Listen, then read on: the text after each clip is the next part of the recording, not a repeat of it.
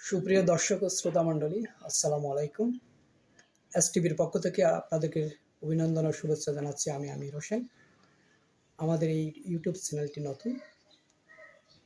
বিভিন্ন সমসাময়িক বিষয়, রাজনৈতিক, অর্থনৈতিক এবং স্থানীয় সমস্যা চিহ্নিতকরণ ও এর সমাধান করবে প্রতিবেদন উপস্থাপনের চেষ্টা করব আমরা, যাতে করে সমস্যাগুলো সমাধান করা সম্ভব হয়।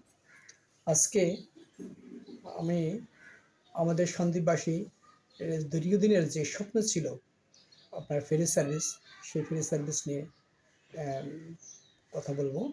আমাদের সন্দ্বীপবাসীর এই দীর্ঘদিনের স্বপ্ন ফেরি সার্ভিস ইনশাআল্লাহ এখন বাস্তবতার মুখ দেখেছে।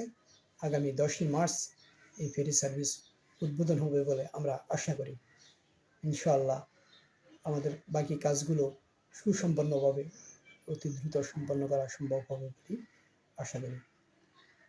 তবে শ্রোতামণ্ডলী, আমাদের এই ফেরি সার্ভিস সন্দ্বীপবাসী বহুদিনের দাবি ছিল, কিন্তু বিভিন্ন কারণে আমরা এটা কখনো এই দাবি পূরণ করতে পারিনি।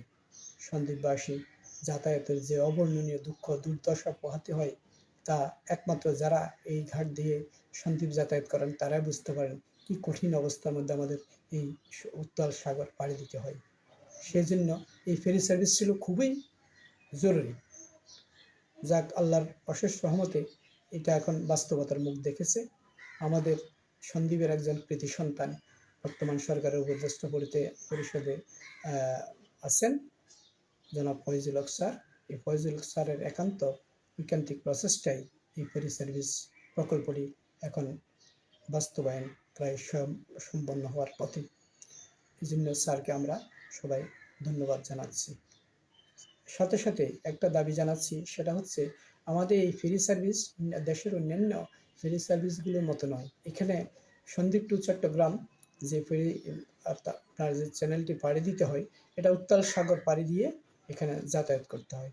তাই এখানে যে ফেরিগুলো দেওয়া হবে এখন আপাতত, সেগুলো বিভিন্ন অন্যান্য ঘাট থেকে এনে হয়তো দেওয়া হবে, কিন্তু এগুলো উত্তাল সাগরে চলার মতো উপযোগী নয়।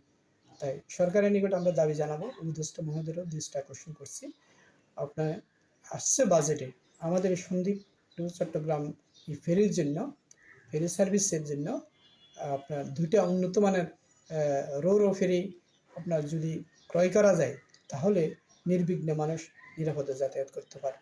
কারণ উন্নত দেশে এখন উত্তাল সাগরে চলার মতো উপযোগী অনেক ফেরি ইতিমধ্যে আপনার চালু হয়েছে, যেগুলির দাম খুব একটা বেশি নয়, অ্যাট বেস্ট 200-250 কোটি টাকা হতে পারে।